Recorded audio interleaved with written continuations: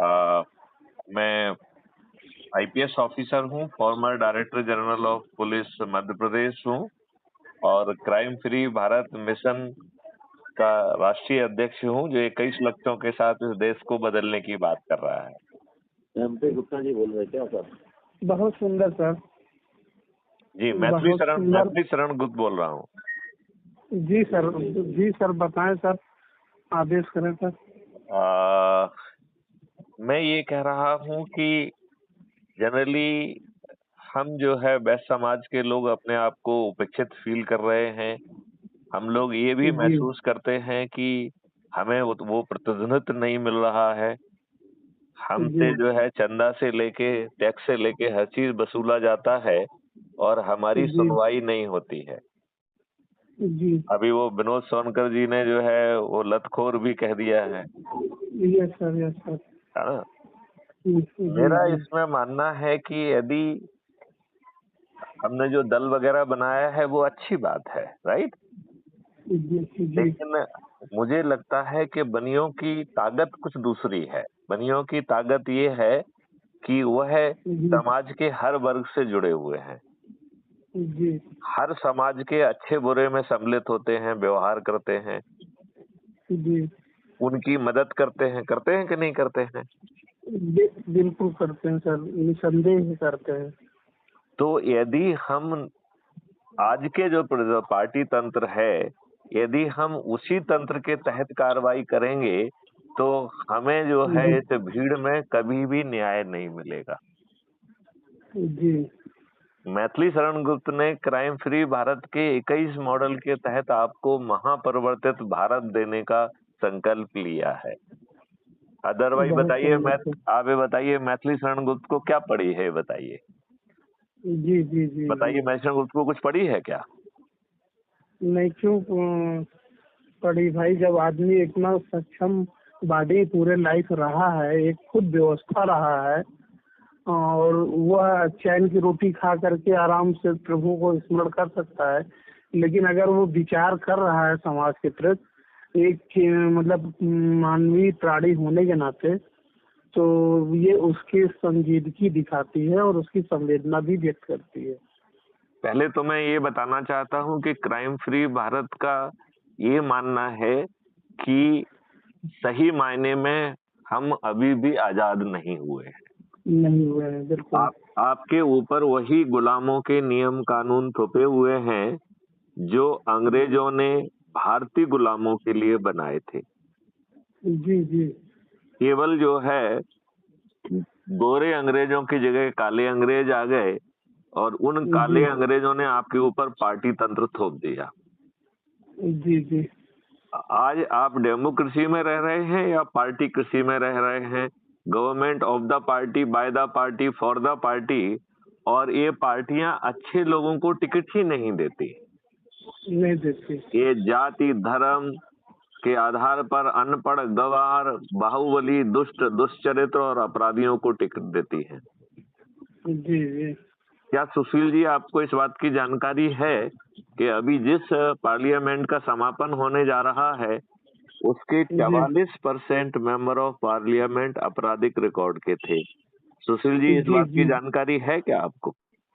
हाँ सर, आपके आशीर्वाद से थोड़ा सा मैं सामाजिक और राजनीतिक रूप से अपने जागरूक तो नहीं कहूँगा, लेकिन थोड़ा सा मैं टच में रहता हूँ और पेपर संपादकीय वगैरह एक दीर्घकालीन समय तक पढ़ा गया है और एक लंबे समय तक कम से कम 10, 15, 20 सालों तक लगातार बीबीसी लंदन सुना गया है। मृणाल पांडे वगैरह के लेख पढ़े गए हैं। मैं पॉलिटिकल साइंस का इलाहाबाद विश्वविद्यालय का छात्र रहा हूँ, यूजीसी स्कॉलर भी हूँ, सीनियर लेक्चरर हूँ, एज ए वाइस प्रिंसिपल भी कार्यरत हूँ और सामाजिक राजनीतिक गतिविधियों के तहत मैं अपने समाज में राष्ट्रीय कार्यकारिणी का लगातार 2 बार से नेशनल असेंबली का मेंबर भी हूँ। बहुत सुंदर। तो मैं आपको ये भी सर, मैंने 2 साल पहले एक नेशनल यूथ सेमिनार भी कानपुर में करवाया था और अभी 9 जून को एक पॉलिटिकल अवेयरनेस कार्यक्रम के तहत राजनीतिक भागीदारी के सवाल को लेकर 9 जून को वाराणसी में कार्यक्रम करा रहा हूँ। मुझे सुनील जी ने बताया था कि उसमें आप मुझे इनवाइट करना चाहते हैं। जी, तो सर थोड़ा सा मैं सुनील जी से और आपके भावनाओं को ध्यान में रखते हुए, हम उन्होंने एक बार मुझसे चर्चा किया था, ये सत्य है। हाँ हाँ लेकिन थोड़ा सा हम लोगों में उस समय क्या था कि मेरे कॉलेज की क्लोजिंग इस समय 20 मई को हो रही है। हाँ हाँ और क्योंकि गर्मी की छुट्टी हो रही थी, तो उस समय जब वो बात कर रहे थे तो मैंने उनसे ये बात कही भी थी हाँ कि हाँ सुनील भैया, इस मामले में हम लोग विस्तार से बात कर लेंगे किसी समय रात वगैरह में। हाँ तो हाँ और हमने ये कहा था कि 20 तारीख तक रुक जाइए, कार्यक्रम 9 जून को है। हाँ हाँ और 20 को हमारे यहाँ नेशनल असेंबली का चुनाव भी, राहुल गांधी हमारे यहाँ से एज ए पार्लियामेंट पार्टिसिपेट कर रहे हैं। हम्म, रायबरेली का मैं रहने वाला हूँ, होम टाउन मेरा रायबरेली है। हाँ हाँ और मैं नोएडा में पोस्टेड हूँ। तो मैंने कहा था कि 20 तारीख के बाद, चुनाव के आफ्टर चुनाव के बाद, और हमारे यहाँ क्लोजिंग भी हो जाएगी, दोनों सिचुएशन से मैं खाली हो जाऊंगा। तो लगभग 22 तारीख को हम लोग इस मामले में डिस्कशन कर लेंगे। तो उन्होंने ये प्रपोजल रखा था मेरे सामने, ये सत्य है। लेकिन उस पर अभी नहीं नहीं कोई बात जी नहीं है, मैं तो आपको जी, दूसरी बात बता रहा हूँ, तब तो ये और ज्यादा लेकिन महत्व। लेकिन लेकिन लेकिन लेकिन आपने इस बारे में सोचा है? ये हमारे लिए गौरव के क्षण है कि आप इतने उच्च पद पे रहे हैं और उस बावजूद इस बच्चे को आप महत्व दे रहे हैं। मुझे बहुत अभी समाज में नहीं कह सकता कि बहुत ज्यादा मेरे पास अनुभव है, एक्सपीरियंस है। बट मैं जब से हो संभाला हूँ, हाई स्कूल के एग्जाम्स के दौरान से लेकर के वर्तमान समय तक, मैं राजनीतिक मामलों में थोड़ा से मेरी रुचि रही है। यही कारण है कि मैं पॉलिटिकल साइंस का ही लेक्चरर हूँ और पॉलिटिकल साइंस को बहुत सुंदर, ही बहुत पढ़ा लिखा हूँ। उसकी ABCD को मैं करीब से महसूस किया हूँ। अच्छा। अब आप ये जी बताइए, जो पहले अपन जी ने 44% की बात कही थी, तो आपको ये जी, भी निश्चित पक्का रूप से मालूम, आपको जी ये भी जी पक्का मालूम होगा कि 29% of the member of parliament yes छोटे मोटे अपराधों के दोषी नहीं हैं। जो उन्होंने जो है हत्या, डकैती, लूट, किडनैपिंग, सीरियस, बलात्कार जैसे जी अपराध किए हैं। जी और जी जी आपको ये भी जानकारी होगी कि पिछले 10 सालों में 3 PIL माननीय सुप्रीम कोर्ट में लगाई गई, जिसका जी निचोड़ ये था कि जब इस देश में चपरासी या सिपाही जैसे छोटे पद के लिए साक्षर या जी सचरित्र होना जरूरी है, तब जी इस देश के जो है कानून के निर्माता बनने के लिए और भाग विधाता बनने के लिए अनपढ़, गंवार, जी बाहुबली, दुष्ट, दुष्चरित और अपराधी क्यों? जी आपको जी जान के जी जी टैलन जी ताज्जुब होगा कि तीनों याचिकाएं माननीय सुप्रीम कोर्ट ने ग्राह्य की और तीनों में जी, सकारात्मक जजमेंट भी दिया। बहुत सुंदर। उन्होंने कहा कि पार्लियामेंट को जो है हम एक लाइन जी का जो है अमेंडमेंट करने का अनुरोध करते हैं कि वो जो है जी पीपल्स रिप्रेजेंटेटिव एक्ट में ये संशोधन कर दें कि आपराधिक रिकॉर्ड के जी व्यक्तियों को टिकट की पात्रता नहीं होगी। ठीक है ना? जी हमारे बहुत सारे जी लोग कहते हैं कि साहब जब तक जो है सुप्रीम कोर्ट तक जो है उसे कन्विक्शन ना दे दिया जाए, तब तक उसे अपराधी कहना या जी अपराधी मानना कहाँ तक उचित है। तो मैं जी अपने सभी जी विद्वान साथियों से ये कहना चाहता हूँ कि आप बिल्कुल ठीक कह रहे हैं। यदि यही बात है तो यही लाभ आप बेचारे उस चपरासी को और सिपाही को भी दे दीजिए। बिल्कुल बिल्कुल बिल्कुल। वो उसका तो बेचारा पेट खाली है, वो तो अपने बच्चों को पालने जी के लिए एक नौकरी करना चाहता है, तो उसे इस लाभ से जी क्यों जी, वंचित किया जा रहा है जो आप कानून के क्यों निर्माताओं नहीं? को दे रहे हैं, राइट? जी जी जी अभी आप चूंकि शासकीय सेवा में हैं और आपको ये भी मालूम है कि 2004 जी के बाद शासकीय सेवकों को पेंशन का हक नहीं है। जी लेकिन इन जी राजनेताओं ने जितनी बार भी शपथ लेते हैं उतने पेंशन इनको मिलती है। जी तो ये इस तरीके का जो है चरित्र ठीक नहीं है। और ये लोग जो है जी न केवल अपराधियों को टिकट देते हैं, बल्कि अपराध जी, करके जीतते भी हैं। देखिए, अधिकांश नेता जो है दारू बांटते, पैसे बांटते, साड़ी बांटते हैं कि नहीं बांटते? बिल्कुल बिल्कुल मान की बात है। तो ये अब आज के जी, कानून में अपराध है कि नहीं है? निश्चित रूप से है तो। तो आप बताइए आज के अपराधी कानून में नहीं सर, आज के कानून में नहीं सर, ये स्टार्टिंग डे फर्स्ट क्राइम है ये। मैं वही कह रहा हूँ। तो अपराधी अपराध करके जीत रहे हैं और आपके भाग्य विधाता और कानून के निर्माता बन रहे हैं, और हम लोग जो है ना मूक दर्शक बने हैं। और इन राजनेताओं ने पार्टी तंत्र को हमारे ऊपर थोप दिया है। जो लोग हमारे बोर्ड से चुने जा रहे हैं वो हमारे रिप्रेजेंटेटिव ही नहीं है, वो पार्टी के रिप्रेजेंटेटिव हैं और पार्टी भिप से बंधे हुए बंधुआ मजदूर है कि नहीं है? बिल्कुल बिल्कुल। तो आपको नहीं लगता है कि एक अब समय आ गया है कि हम जो है क्राइम फ्री भारत के जो 21 लक्ष्य हैं, जो कह रहे हैं कि आपको 1857 के जो क्रांति के जो दबाने के लिए जो नियम कानून बदले थे उनकी आत्मा बदल दी जाएगी। जो प्रशासनिक व्यवस्था है उसका जो है उसे पारदर्शी अकाउंटेबल बनाया जाएगा और सही समय पर सही निर्णय लेना होगा, नहीं तो उसे हर्जाना देना होगा। निश्चित रूप से क्राइम फ्री भारत 5 सर्टेनिटी के साथ मिलेगा, जिसमें बिना थाने जाए एफआईआर दर्ज होगी। गलत एफआईआर दर्ज कराने वाले, गलत दफाई देने वाले जेल में सड़ेंगे। 15 दिन में अकाट साक्ष्यों के साथ चालान पेश होगा और बिना कोर्ट जाए, आज देखिए हम लोग जो है छोटे छोटे मामलों में बरसों तक कोर्ट कचहरी में अपमान सहते हैं और अपनी एड़ियां घिस जाती हैं, न्याय नहीं मिलता है।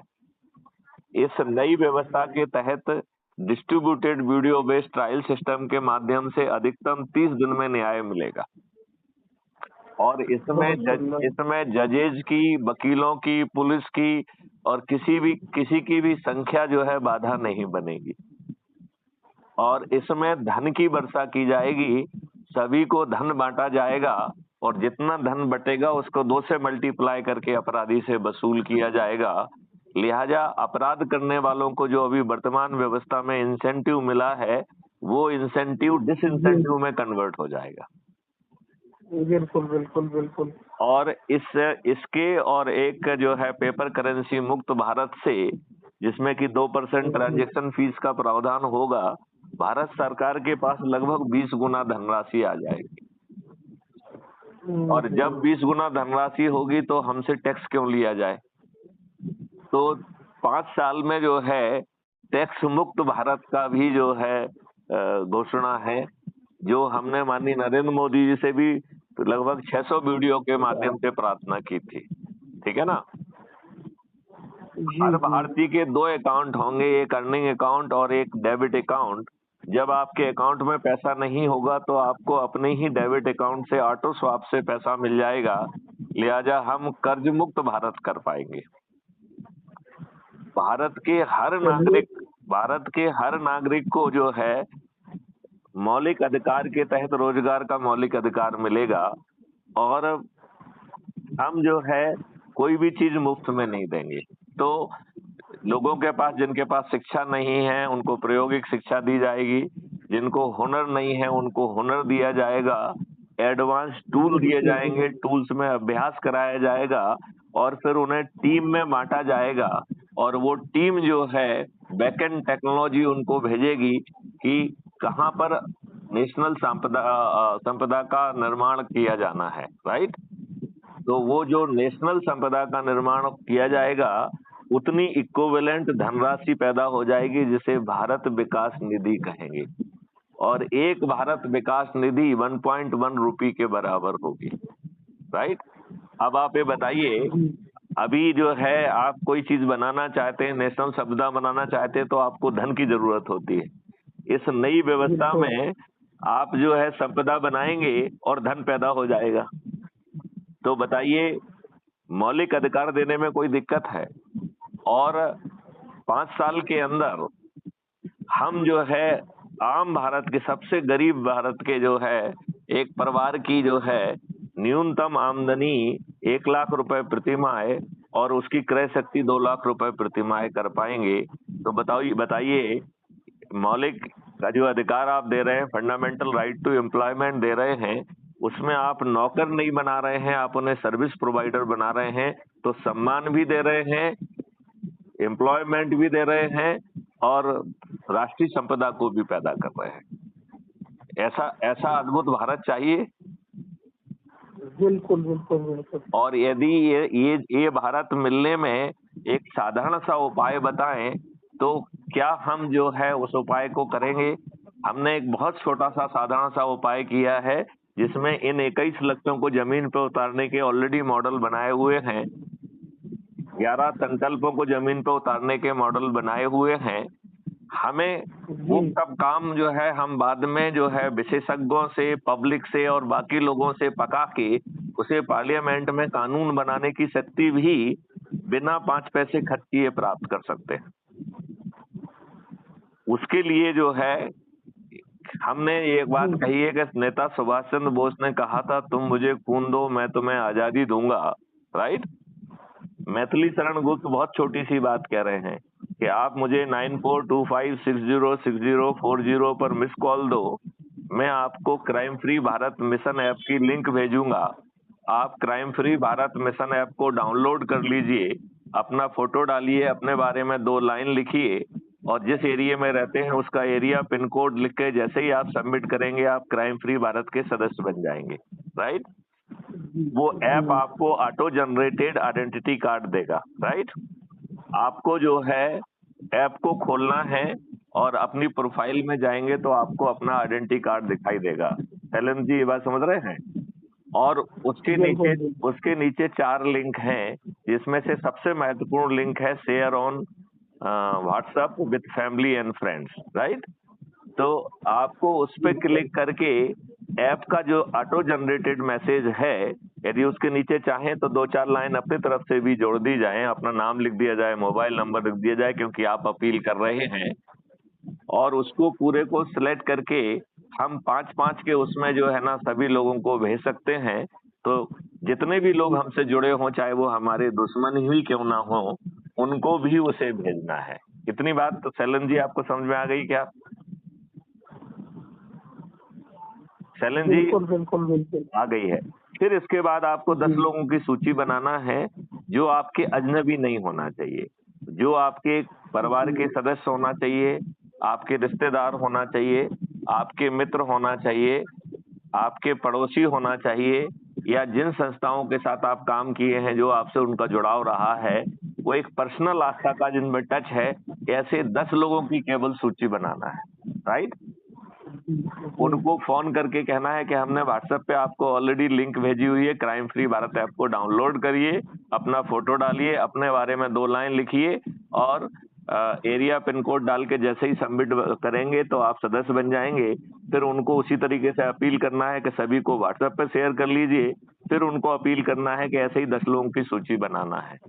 यदि ये काम हम मात्र 9 दिन कर लेंगे तो हमारी संख्या 100 करोड़ होगी। अब आप ये बताइए यदि हम 100 करोड़ होंगे और जो ज्यादा मेहनत करके अधिक से अधिक लोगों को जोड़ेगा, ऐसे 543 लोगों को सांसद का टिकट खुद चल के पहुंच जाएगा, राइट। और जो और ज्यादा मेहनत करके 82 लोगों में आ जाएंगे वो केंद्रीय मंत्री बन जाएंगे खुद अपने आप, राइट।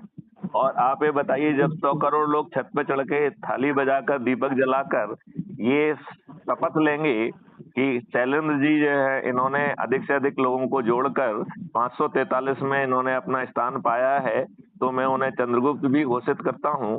और जब भी वोटिंग में जाना होगा तो ईवीएम मशीन में जाकर शैलेंद्र जी का बटन दबाएंगे। तो बताइए शैलेंद्र जी बिना किसी प्रचार के जीत जाएंगे कि नहीं जीत जाएंगे? हाँ या नहीं? बिना प्रचार के नहीं जीत पाएंगे। नहीं, क्यों? जब आपसे 100 करोड़ लोग ऐप से जुड़े हुए हैं, उनको जो है ना बताया गया कि साहब शैलेंद्र जी ने जो है ना अधिक से अधिक लोगों को जोड़कर 543 की मेरिट लिस्ट में आए हैं, उन्हें सांसद के रूप में खड़ा किया जा रहा है और 100 करोड़ लोग छत पर चढ़ के थाली बजा के दीपक जला के संकल्प लेंगे कि मुझे शैलेंद्र जी को बटन विजयी बनाना है। तो ये संदेश भी जो है ना लोगों तक पहुंच रहा है। तो फिर अलग से शैलेंद्र जी को जो है ना अपना प्रचार करने की क्या जरूरत है? तो बिना प्रचार के जीत जाएंगे कि नहीं जीत जाएंगे? बिल्कुल जीत जाएंगे। और यदि जो है शैलेंद्र जी ने और मेहनत की और सबसे ज्यादा जोड़ने वाले 82 में आ गए तो केंद्रीय मंत्री बन जाएंगे। तो आप ये बताइए, बिना 5 पैसे खर्च किए इस पूरी व्यवस्था में क्या आपने कोई धरना दिया, कोई जुलूस निकाला, कोई कुछ किया क्या? न, नहीं किया। आपने किसी कलेक्टर एसपी को ज्ञापन दिया? शैलेंद्र जी, किसी कलेक्टर एसपी को ज्ञापन दिया क्या? जी हमने कहा इस पूरी प्रक्रिया में हमें किसी कलेक्टर एसपी को ज्ञापन देना पड़ा क्या? नहीं देना पड़ा। क्या हमको किसी मंत्री, मुख्यमंत्री या प्रधानमंत्री को ज्ञापन देना पड़ा? नहीं क्या हमें किसी न्यायालय में PIL लगाना पड़ी? नहीं क्या हमें जंतर मंतर पे बैठना पड़ा? नहीं क्या यदि पुलिस चाहे भी तो हमारे विरुद्ध कोई मुकदमा कायम करके हमारे ऊपर लाठियां भाज सकती है क्या? नहीं तो जब हमारे पास कुछ नहीं जा रहा है तो हमारे ऊपर जो है ताज हमारे ऊपर खुद के ऊपर आ गया कि नहीं आ गया? बिल्कुल आ गया।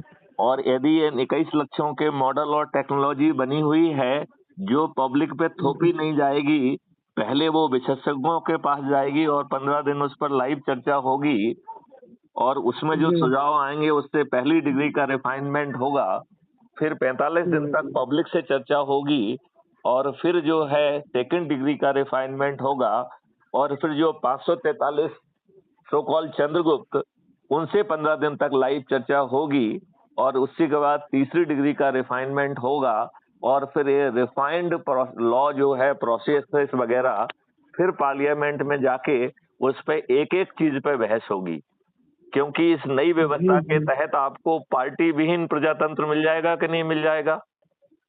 मिल जाएगा। आप ये बताइए, सभी पार्टियों के सभी राजनेता इस प्रक्रिया में जो इससे जुड़ के खुद इसका हिस्सा नहीं बनेंगे वो हार जाएंगे कि नहीं हार जाएंगे? बिल्कुल हार जाएंगे। तो आप बताइए, ताज भी आपके सिर पे, आपको महापरिवर्तित भारत भी मिल रहा है, आपको अपराध मुक्त भारत भी मिल रहा है, भ्रष्टाचार मुक्त भारत भी मिल रहा है, तो आपको अद्भुत भारत मिल जाएगा कि नहीं मिल जाएगा? मिल जाएगा। तो क्या हमें इसी तरीके की चीजों के लिए, महापरिवर्तन के लिए फलाना फलाना करके यदि हम आयोजन करेंगे और उसमें यदि यही बात मैथिली शरण गुप्त समझाएंगे तो लोगों को काफी कुछ समझ में आ जाना चाहिए। बिल्कुल आएगा सर। तो इस चीज को जो है आप जमीन पे उतारने के लिए हमारी कितनी मदद करने के लिए तैयार हैं, जिससे हम महापरिवर्तित भारत जमीन पे उतार पाए। और जो हमारे नेता सुभाष चंद्र बोस ने कहा था, तुम मुझे खून दो मैं तुम्हें आजादी दूंगा, और मैथिली शरण गुप्त आपके कह रहे हैं कि आप मुझे मिस कॉल दो, मैं आपको crime free Bharat mission app का लिंक भेजूंगा, आप उसे डाउनलोड करके 10 लोगों की जोड़ने की प्रक्रिया 9 दिन तक पालन कर दीजिए, मैं आपको महापरिवर्तित भारत दे दूंगा। तो बताइए, ये बड़ा सस्ते में हमें पार्टी विहीन प्रजातंत्र मिल जाएगा कि नहीं मिल जाएगा? बिल्कुल मिल जाएगा। आप ये बताइए, ताज भी हमारे सिर पे खुद आ जाएगा कि नहीं आ जाएगा? और हमारा कुछ खर्च नहीं हो रहा है, और जो आप लोगों के अंदर भाव है, हम लोगों के अंदर भाव है कि हमारे ऊपर टैक्स थोपा जा रहा है, हमारे ऊपर जो है ना चंदा लिया जाता है, हमें ब्लैकमेल किया जाता है, हमें धुतकारा जाता है, हमारे साथ अन्याय होता है, हमारे साथ चोरी डकैती हत्याएं होती हैं और हमें जो है दबा दिया जाता है, हमारी सुनवाई नहीं होती है। उस सबसे एक ही उसमें राहत मिल जाएगी कि नहीं मिल जाएगी? बनियों के साथ साथ सभी को महापरिवर्तित भारत मिल जाएगा कि नहीं मिल जाएगा? मिल जाएगा सर। हमें 4 तरीके के फंडामेंटल राइट मिल जाएंगे कि नहीं मिल जाएंगे? Fundamental right to employment, fundamental right to education, fundamental right to health and fundamental right to privacy. और साथ में अपराध मुक्त और भ्रष्टाचार मुक्त भारत भी मिल जाएगा और टैक्स मुक्त और कर्ज मुक्त भारत मिलेगा। साथ में भारत सरकार की आमदनी 20 गुना हो जाएगी। ऐसा अद्भुत भारत क्या आज के राजनेता हमको देंगे? नहीं दे पाएंगे। तो शैलेंद्र जी, इस चीज को जन जन तक पहुंचाने में, और यदि हम 100 करोड़ हो जाएंगे तो इवन प्रधानमंत्री नरेंद्र मोदी जी क्या हमें नजरअंदाज कर पाएंगे? हम्म, नहीं। यदि माननीय नरेंद्र मोदी जी भी प्रधानमंत्री बनते हैं और हम 100 करोड़ होंगे और छत पे चढ़कर जिन मुद्दों पे हम आवाज उठाएंगे, क्या वो उसे नजरअंदाज करने की स्थिति में होंगे? हम्म, जी माननीय नरेंद्र मोदी जी हमें नजरअंदाज करने की स्थिति में बिल्कुल भी नहीं होंगे। और इसके बाद जो राज्यों के चुनाव होंगे, तब सभी जो है सरकारें, सभी राज्यों की सरकारें क्राइम फ्री भारत के चंद्रगुप्त ही बनाएंगे कि नहीं बनाएंगे? बिल्कुल बिल्कुल बिल्कुल। और वो भी बिना किसी प्रचार के और बिना 5 पैसे खर्च किए। जी जी सर, एक फोन आ रहा है लगातार, तो 3 बार आ चुका है। चलिए, तो मैं आप थोड़ा उसको अटेंड करिए। मैं आपसे केवल एक प्रार्थना करना चाहता हूं कि हम इस फोन को समाप्त करने के पहले, चूंकि हमारी हर वार्ता रिकॉर्ड होती है, तो मैं आपसे प्रार्थना करना चाहूंगा कि आप देशवासियों को, अपने समाज को, अपने बाकी लोगों को क्या संदेश देना चाहते हैं, तो आप अपनी भाषा में, जो आपसे हमारी वार्ता हुई, इसके परिप्रेक्ष्य में आप क्या संदेश देना चाहेंगे? उस संदेश के साथ ही हम अपनी वार्तालाप को समाप्त करेंगे। सर, मेरा मानना है कि आपने एक बड़ा विजन समाज के सामने रखा है। अब आवश्यकता है कि युवाओं को इसमें भागीदारी करके एक बेहतर भारत और बेहतर भविष्य के निर्माण के लिए लगना चाहिए। बहुत सुंदर। और इसमें, हाँ, इसमें जो है सभी की भागीदारी होनी चाहिए। अब ये निर्भर करता है हम लोग कितने लोगों को अपनी बात को समझा पाते हैं। बाकी शैलन जी, बाकी मैं थोड़ा सा संशोधन या इतना ही करना चाहता हूँ कि जब जेब से कुछ जा नहीं रहा है, तो अजमा के देखने में क्या बुराई है, नंबर 1। नंबर 2, आज जो हो रहा है इससे तो बेहतर ही होगा ना। जी जी जी नहीं, आपकी स्थिति जो है आज से तो बहुत बेहतर हो जाएगी ना। जी। और जैसे ही समय पास होगा और जैसे ही हम अपने सिस्टम को सर थोड़ा सा प्लीज। चलिए, तो इस वार्तालाप को यहीं पे विराम देते हैं।